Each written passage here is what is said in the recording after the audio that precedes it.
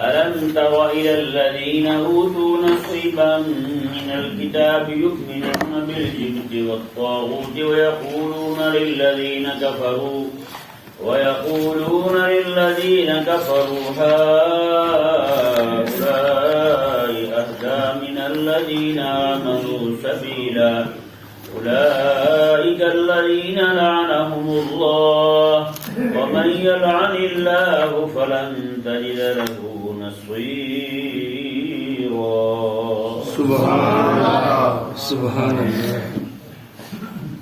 اس آیت مبارکہ کا شان نزول یہ ہے کہ جب احد ہوا، غزوہ احد کے بعد پہلے غزوہ بدر ہوا، غزوہ بدر کے بعد مشرکین بھی سہم گئے، کچھ یہودی زیادہ بزدل تھے وہ بھی سہم گئے.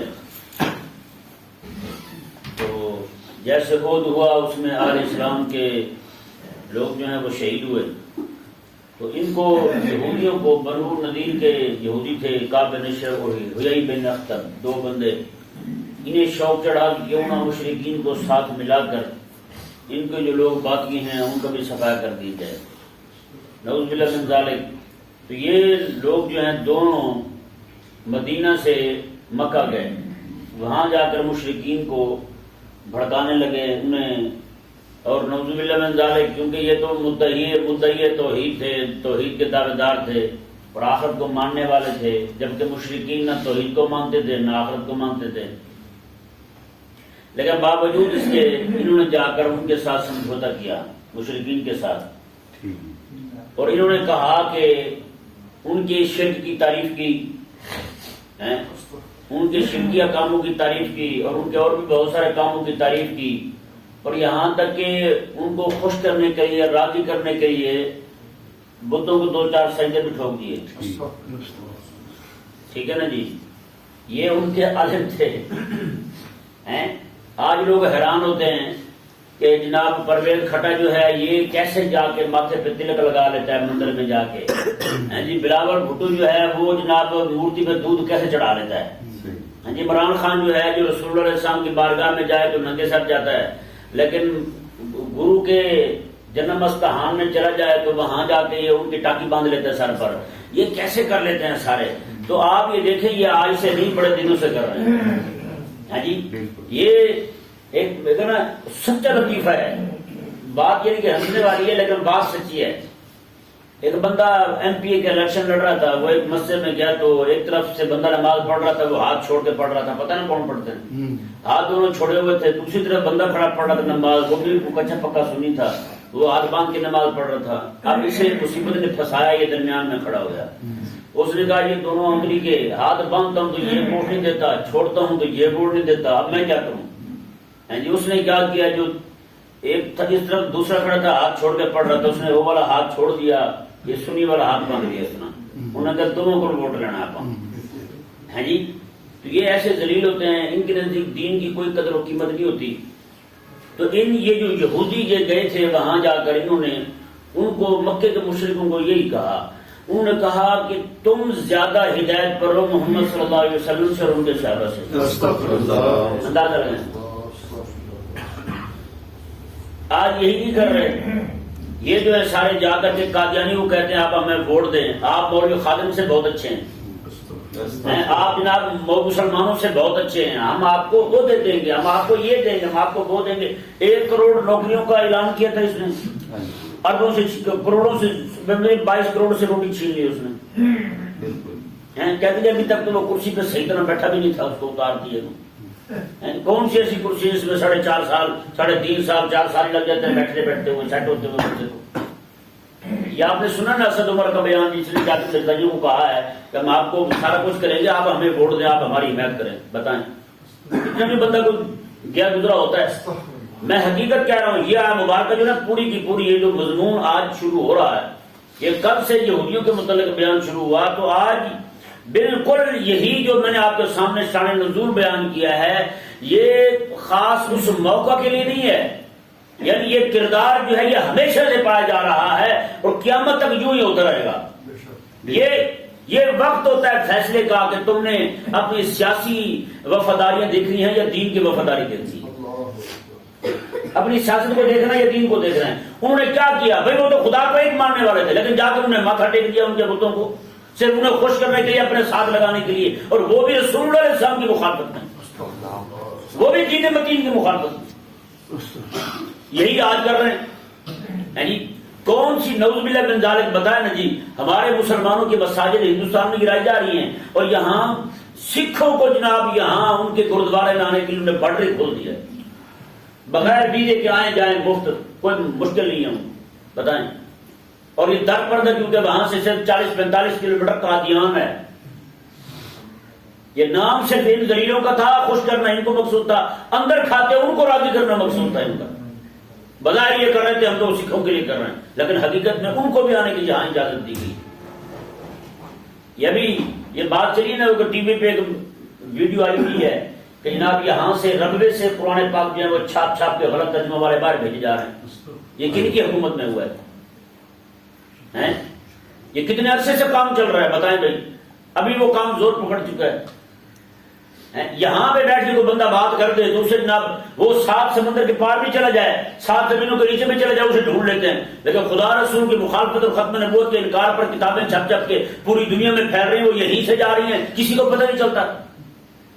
بھئی ہم یہاں سے کتاب لے کے جائیں نا، باہر ایئرپورٹ پہ جائیں تو کتابیں کھول کے دیکھتے ہیں ہاں بھی کون سی کتاب ہے اور اس میں کیا لکھا ہوا ہے. ہمارے ساتھ ہوا ہے، تلاشی لیتے ہیں باقاعدہ کیا لکھا ہوا دکھائیں جس میں. وہ کتابیں چیک کرتے ہیں باقاعدہ کس چیز کی کتابیں جی، پورا پوچھتے ہیں، پوچھنے کے بعد پھر جانے دیتے ہیں. لیکن آپ کو یہ حیرانگی ہوگی کہ ان لوگوں کے بات پر یار اتنا بھی بندہ گر سکتا ہے، اپنے ایمان کا اتنا بھی سودا کر سکتا ہے. وہ کریمہ علیہ السلام نے شاہ فرمایا نا، میں قیامت کے قریب لوگ جو ہے چند ٹکوں کی خاطر اپنا دین بیچ دیں گے. وہ یہی لوگ تھوڑے پیسے کی خاطر اپنا دین بیچ دیں گے. وہ جو آیات کریمہ پڑھتے ہیں قرآن پاک میں، یشترون ضلالۃ، نے اپنا دین بیچ دیا، گمراہی خرید لی، دین بیچ دیا، گمراہی خرید لی. وہ یہی تو تھے. یہودی نے یہی کیا تھا کہ اپنے انہوں نے کہا کہ ہماری گدی بچی رہے، ہماری گدی بچی رہے، ہماری سیٹ بچی رہے. اسی لیے تو وہ آقا علیہ السلام کی مخالفت میں مدینہ سے چلتے ہیں یہودی، وہاں جا کر سیاسی کٹ جوڑ کرتے ہیں اور اپنی سیاست کی خاطر اپنا دین برباد کر دیتے ہیں بتائیں. اور وہ تھے مولوی. یعنی آپ دیکھیں اس وقت کے کلے والے پگڑی والے نور الحق تھے. وہ نہیں سمجھ آیا مسئلہ؟ اس وقت کے نور الحق تھے. وہ آج بھی نور الحق موجود ہے جو کہتے ہیں جی عمران خان سے بڑا عاشق رسول پوری دنیا میں ہے ہی کوئی نہیں. بتائیں جی اب اس کی آڈیو لیک، کبھی ویڈیو لیک، کبھی ستھن لیک، کبھی کچھ ہے لیک، کبھی پناما لیک، کچھ نہ کچھ ان کا لیک ہو ہی رہا ہے. اور نیچے ان کے چوڑے ایسے بیٹھے ہیں وہ مشورے دے رہے نہیں جی یہ تو ویڈیو کوئی بھی بنا سکتا ہے، آڈیو کوئی بھی بنا سکتا ہے. میں نے کہا ٹھیک ہے، کیمیکل کا دور ہے، ٹیکنالوجی بڑھ گئی ہے آگے، بھائی کوئی بھی بنا سکتا ہے. اور ایک کہتا ہے جی یہ جھوٹی ویڈیو ہے، دوسرا صفائیاں دے رہا ہے. کبھی ڈبو کہتے بڑی بغیرتی والی بات ہے گھر کی ویڈیو آڈیو جو ہے وہ بھی لیک کر دی جائے. تو یہ تو گھر والوں سے پوچھو بھی کیوں لیک ہوئی ہے ہماری، ہے یہ نہیں ایسا؟ تو بھائی خدا کے لیے ان کے پیچھے چلو گے تو یہی رسوائی ہوگی، یہی ذلت ہوگی. قرآن کریم میں کیسے بیان فرمایا ان کے بارے میں. اور آگے دیکھیں رب تبارک و تعالیٰ نے الفاظ کیا ارشاد فرمایا، یہ مضمون دیکھیں. الم تر الذین اوتوا نصیبا من الکتاب یؤمنون بالجبت والطاغوت. میں کیا آپ نے نہیں دیکھا ان لوگوں کی طرف اہل کتاب میں سے جنہیں کتاب دی گئی تھی، یؤمنون بالجبت والطاغوت، وہ بت پر اور طاغوت شیطان پر ایمان لا رہے ہیں. یعنی یہ جا کر انہوں نے جو سیاسی گٹھ جوڑ کیا ان کے ساتھ، اسی چیز کو رب تبارک و تعالیٰ فرما رہا ہے یہ بت پر ایمان لا رہے ہیں. اگر چلو ہو جاؤ تو سیاسی طور پہ کہا تھا، ہم نے مذہبی طور پہ تھوڑا کہا تھا، ہم نے دینی طور پر ایمان تھوڑا لایا تھا، ہم نے تو اوپر اوپر سے سجدہ کر دیا تھا، ہم نے تو اوپر اوپر سے تلک لگا لیا تھا ماتھے کو، ہم نے تو اوپر اوپر سے جناب حرکت کر لی تھی، وہ جا کے بت کو غسل دلایا تھا دودھ کے ساتھ، اوپر اوپر سے کیا تھا ہم نے. رب تبارک و تعالیٰ نے ارشاد فرمایا نا یؤمنون بالجبت والطاغوت، جن کی پوری زندگی ایمان کی حالت میں گزری ہے، رب تبارک و تعالیٰ کو ایک مانتے رہے ہیں، ایک بار ماتھا ٹیکنے کی وجہ سے وہ بھی سیاسی فائدہ حاصل کرنے کے لیے رب نے فرمایا کہ اسی پر ایمان لا چکے ہیں، کافر ہو چکے ہیں. یؤمنون بالجبت والطاغوت، میں یہ اسی پر ایمان لا چکے ہیں. جبت بت کو کہتے ہیں، طاغوت شیطان کو کہتے ہیں، کیونکہ یہ شیطان کے بہکاوے میں آ گئے ہیں. محبوب کریم علیہ السلام کے دین کے خلاف کسی طرح کا بھی سمجھوتا کرنا یا گٹھ جوڑ کرنا یا کسی کے ساتھ ہمدردیاں جتلانا، رب تبارک و تعالیٰ اسے کیا فرما رہا ہے، یؤمنون بالجبت والطاغوت، میں یہ شیطان پر ایمان لا چکے ہیں اور بتوں پر ایمان لا چکے ہیں. بتائیں نا بھائی، وہ ایک کافر ہو، خالص کافر ہو، ہیں جی، اس کی تعظیم کے لیے جانا یہ کچھ شرک نہیں ہے؟ اس کی تعظیم کرنا شرک نہیں ہے؟ یہ کفر نہیں ہے؟ تو بتائیں، یہ جا کے گھنٹے کھڑکا رہے ہیں ان کے بتوں کے، یہ گھنٹہ کھڑکانا جو ہے نا اس سے اجازت لینے کے لیے ہوتا ہے. اور مدد کے ساتھ کئی سارے ہمارے برگر چوڑے جو ہیں یہ بھی جا کر درباروں کو پہلے جا کے گھنٹے کھڑکاتے ہیں، بابا اٹھ جا آ گئے نا. یہ کیا طریقہ ہے وہ بھائی؟ جا کر دربار کو پہلے گھنٹے کھڑکاتے ہیں. بھائی خدا کے لیے کچھ تو فرق رہنے دو یار. وہ بزرگ کا مزار ہے، اللہ تبارک و تعالیٰ کا ولی ہے، زندگی ساری توحید کے لیے لڑتا رہا ہے وہ. تو نے جا کے اسے اور خود کو اکٹھے جیسا کر دیا ہے. کیوں کھڑکاتے ہو دروازہ؟ یہ تو بتائیں ہمیں. اگر کہتے ہیں جی ایک بندے کو میں نے پکڑ لیا اسی طرح، وہ جا کے کھڑکا رہا تھا دروازہ، میں نے کہا کیوں کھڑکا؟ کہتے جا کے لے رہا ہوں. میں نے کہا پھر بزرگوں نے کیا تو وہ آ جاتا ہے. کہتے کیا تھا میں کہا مارا چپیٹ میرا بار میں صورت ہوں. اگر بڑا کیوں ہے تو اندر بھائی، جب تو اجازت ہے دروازہ کھڑکایا ہے، جب تم نے دروازہ کھڑکایا، جب تک اندر سے آواز نہ آئے آ جائے شیجے اندر تو پھر اندر کیوں گیا؟ تم نے بتا. عجیب بد دماغ لوگ ہیں، تو سمجھ نہیں آتی. کہیں پہ کریم آقا صلی اللہ علیہ وسلم کی احادیث مبارکہ میں پوری شریعت میں ایسی کوئی بات ہے ہی نہیں. کہیں آپ کہیں قبر پہ جاؤ تو اجازت مانگو پڑے. اللہ اکبر کبیرہ. یہ دیکھیں گے آیت مبارکہ، اللہ تبارک و تعالیٰ نے ارشاد فرمایا کہ وہ ایمان لاتے ہیں جبت پر اور طاغوت پر. وَيَقُولُونَ لِلَّذِينَ كَفَرُوا، اور یہ کافروں کو کہتے ہیں. کنہیں کہتے ہیں؟ کافروں کو کہتے ہیں. لِلَّذِينَ هَؤُلَاءِ أَهْدَىٰ مِنَ الَّذِينَ آمَنُوا سَبِيلًا، وہاں کھڑے ہو کہتے ہیں کہ أَهْدَىٰ مِنَ الَّذِينَ آمَنُوا سَبِيلًا. یہ مکے کے مشرک جو ہیں یہ سارے کے سارے مدینے والے اہل ایمان سے بہتر ہیں، یہ ان سے زیادہ ہدایت پر ہیں. ہاں یہ بتوں نے پوچھا کر یہ ہدایت والے یہ ٹھیک ہیں. اور آج بھی ہمیں کہتے ہیں جی انگریز جو ہے وہ مسلمانوں سے اچھا ہے. بتائیں اگر ایک بار یہودی یہ کہتے ہیں کہ مشرک مومنوں سے اچھے ہیں تو رب تبارک و تعالیٰ نے کیا فرمائے ہیں؟ رب فرمائے کہ یہ بتوں پر ایمان لا چکے ہیں، شیطان پر ایمان لا چکے ہیں، رب پر ان کا ایمان نہیں رہا، ایمان ان کا گیا. اتنا تو مانتے تھے نا وہ رب ایک ہے اور قیامت کو مانتے تھے، شیطان کو نہیں مانتے تھے. رب نے فرمایا یہ ایمان لا چکے ہیں اس پر. صرف اتنا کہنے سے کہ تم ہدایت والے ہو، ان سے انہیں کوئی پتہ نہیں کسی راہ ہدایت کا. تو آج جو ہمیں کھڑا ہو کیا رہا کہ انگریز جو ہے برطانیہ کا انگریز، امریکہ کا انگریز، وہ فلانے کافر ڈھمکانے کافر جو ہیں وہ تم سے زیادہ ہدایت والے ہیں. تو بتائیں رب تبارک و تعالیٰ انہیں فرمایا کہ یہ کافر ہو چکے. اگلی آیت مبارکہ میں بڑا رب تبارک و تعالیٰ کو جو ان کی شان میں ہونا چاہیے تھا وہی فرمایا رب نے. وہ دیکھیں آپ رب تعالیٰ نے ارشاد فرمایا اولئک الذین لعنهم اللہ، یہی ہیں وہ لوگ جن پر اللہ نے لعنت کر دی، جن پر لعنت ہوگی، یہ لعنتی ہو گئے. کیا کہنے سے؟ اتنا کہنے سے کہ جیسے ہمیں کہتے ہیں جاؤ تو مولوی تو وہی چلے گئے، یہودی چنگے، مسلمانوں سے تو وہی اچھے. کیوں اچھے بھائی؟ ایمان کی دولت رب تبارک و تعالیٰ کو ایک ماننا، رسول اللہ علیہ السلام کو نبی اور آخر نبی ماننا. میں کہتا ہوں قسم خدا کی پوری دنیا کی نعمتیں ساری ایک طرف، یہ ایمان کی دولت ایک طرف. بتائیں پھر یہ تو دولت ہے نا مومنوں کے پاس، آخر ایمان کے پاس ہے نا. تو پھر مومنوں سے بڑھ کر کافر کیسے چھو کر؟ رب تبارک و تعالیٰ اسی بات پر انہیں فرمایا. میں اسی یہ ذہن میں رہے یہ یہودیانہ سوچ ہے، یہ یہودیوں والی سوچ ہے. مومنوں سے کسی کافر کو اچھا کہنا، مومنوں سے کافر کو ہدایت والا کہنا ہے جی. رب تبارک و تعالیٰ نے ارشاد فرمایا اولئک الذین لعنهم اللہ، یہی ہے وہ لوگ جن پر اللہ نے لعنت کر دی. یہ ذہن میں رہے. کچھ مسائل میں آپ کے سامنے رکھنا چاہتا ہوں لعنت کے متعلق کہ لعنت کرنا کسی پر یہ بہت بڑی ذمہ داری والی بات ہے. کسی پر لعنت کرنا، کسی پر لعنت کرنا یہ بہت بڑی ذمہ داری والی بات ہے کہ کسی ایسے بندے پر لعنت کرنا جس کا کفر پر مرنا قطعی ہو، اس پر لعنت کرنا جائز ہے. جس کا کفر پر مرنا قطعی ہو، یقینی ہو، اور یقینی بات سوائے واحد کے اور ہو ہی نہیں سکتی. سمجھا مسئلہ؟ ابو جہل مر گیا، بلا مر گیا، اس کا کفر پر مرنا کیا ہے؟ قطعی ہے، یقینی ہے، کیونکہ واحد کے ذریعے ہمیں معلوم ہو چکا ہے یہ کفر پر مرے. اور ان کے علاوہ کوئی بھی بندہ ہے چاہے زندگی ساری کافر رہا ہے نا، کافر مرنے کے بعد بھی ہمیں تو نہیں پتا، ممکن ہے وہ مرتے وہ کلمہ پڑ گیا ہو. کتنے سارے لوگ ہیں ایسے جو ہمارے مسلمانوں کے قبرستان میں دفن ہوں لیکن زندگی ساری وہ بہروپی بنے رہے ہوں، اپنے آپ کو مسلمان کہتے رہے ہوں وہ ہندو، ہم نے دفن کر دیا اپنے قبرستانوں میں. اور کتنے سارے وہ لوگ جو بیچارے مسلمان وہ رہے ہندو میں ہوں ہیں جی، تو ہندوؤں نے اپنا ابا سمجھ کے انہیں جلا دیا ہو. کیا مطلب ان کے کھاتے سے نکل کے بہت سارے لوگ ہماری طرف آئیں گے اور ہماری طرف سے نکل کے کئی سارے لوگ ان کی طرف جائیں گے. یہ تو قیامت والے دن میں کھڑے ہونے فیصلے ہونے تقسیم تو قیامت والے دن ہوگی نا. تو اس لیے کسی بھی بندے پر جو ہمارے سامنے چاہے وہ کافری رہا ہے مر گیا ہے اس پر بھی لعنت کرنا جائز نہیں ہے جب تک کہ اس کا کفر پر مرنا قطعی نہ ہو. وہ واحد کے ذریعے معلوم ہو سکتا ہے اور واحد کا آنا بند ہو گیا. نہیں سمجھ آیا مسئلہ. ایک بزرگ تھے ان کے پاس ایک بندہ جو کہنے لگا یزید پر لعنت کرنا کیسا ہے. انہوں نے کہا جب تو مر جائے قبر میں چلا جائے پھر کرنا جائز ہے پھر تو لعنت کرنا. وہ کیسے تھی مرنے کے بعد پھر میں کیونکہ مرنے کے بعد جب تو قبر میں چلا جائے گا نا پھر تجھے یقین ہو جائے گا کہ اب میں ایمان پہ آ گیا ہوں تو اب میں اس پر لعنت کر سکتا ہوں. میں کیونکہ ممکن ہے کہ دنیا میں تو اس سے بھی بڑا لعنتی ہو تو اس سے بھی زیادہ بڑے کام کر رہا ہوں. اب بتائیں نا یزید تو لعنتی ہے یزید پر تو ٹھیک ہے لعنت جائز ہے تو جو بندہ سید زادیوں کا ڈانس دیکھ رہا ہے وہ کون ہے. جو سید زادیوں کی فلمیں دیکھ رہا ہے وہ کون ہے. جو سید زادیوں کو پروموٹ کر رہے ہیں ان کو نہ بے لباس کر کے نہ سرعام لا رہے ہیں وہ کون ہے. نہیں سمجھ آیا مسئلہ. یزید سے بڑے لعنتی ہیں یا نہیں. نعوذ باللہ من ذالک. یار یزید تو چلو ٹھہرا لعنتی. یہ بتاؤ نا یہ کون ہے پھر. یہ عاشق رسول بھی ہو سید زادیوں کے بے لباس ڈرامے بھی دیکھے فلمیں بھی دیکھے پھر بھی عاشق رسول ہو تو بھائی میں بھی یزید سے بڑا لعنتی سمجھتا ہوں ان کو. یزید سے بھی بڑا پیغرا سمجھتا ہوں ان کو.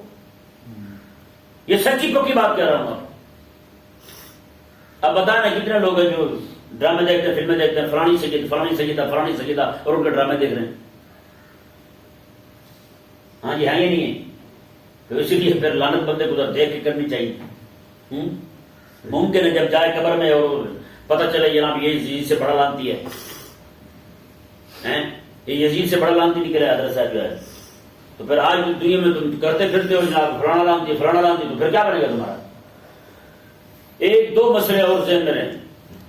حدیث پاک کریمہ کا صلی اللہ علیہ وسلم نے ارشاد فرمایا کہ کوئی بھی بندہ کسی کو یہ نہ کہے کہ تیری بخشش نہیں ہوگی. تیری بخشش ہے اہل ایمان جو ہے نا جس کے پاس ایمان کی دولت ہے اس کی بخشش ہوگی. کریمہ علیہ السلام نے ارشاد فرمایا کہ دو بھائی تھے بنی اسرائیل میں. ایک صوفی تھا ظاہر خشک اور ایک جو تھا وہ گناہگار تھا. وہ گناہگار جب بھی گناہ میں مبتلا ہوتا تو صوفی اسے توتکار کرتا لعنت کرتا. وہ ہر بار یہی کہتا انی مذنب یار میں گناہگار بندہ ہوں بس دعا کے کر اللہ تعالیٰ مجھے بچنے کی توفیق دے. اس پہ ایک طرح کی عاجزی تھی گناہگار میں. اور وہ جو تھا نیکوکار جو چار تسبیحیں پھیر لیتا تھا اس کے اندر ذرا تکبر تھا نیکی کے غرور تھا نیکی کے گھمنڈ تھا. تو ایک دن جو ہے نا وہ پھر نے کہا وہ گناہ میں مبتلا ہے تو اس نے کہا اوے اللہ تعالیٰ تجھے نہیں بخشے گا کبھی بھی. اسی وقت دونوں فوت ہو گئے. دونوں اللہ تعالیٰ کے بارگاہ میں حاضر ہوئے. اللہ تبارک و تعالیٰ نے اس گناہگار کو فرمایا میں تیری عاجزی کی وجہ سے تیری بخشش ہوگی جا جنت کا دروازہ کھلا داخل ہو. اور جو نیکوکار تھا جس نے کہا کہ تیری بخشش نہیں ہوگی اللہ تبارک و تعالیٰ نے اسے فرمایا اور میری رحمت پہ تو پابندی لگانے والا کون ہوتا ہے.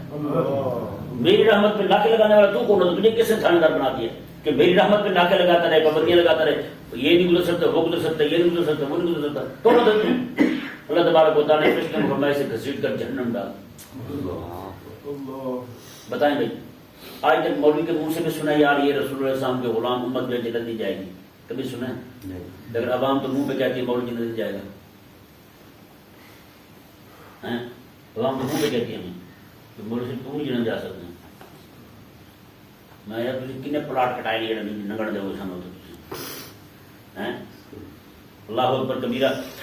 دوسرا کریمہ کا صلی اللہ علیہ وسلم نے ارشاد فرمایا کہ کوئی بھی بندہ کسی کو یہ نہ کہے کہ اللہ کی قسم تیری بخشش نہیں ہوگی.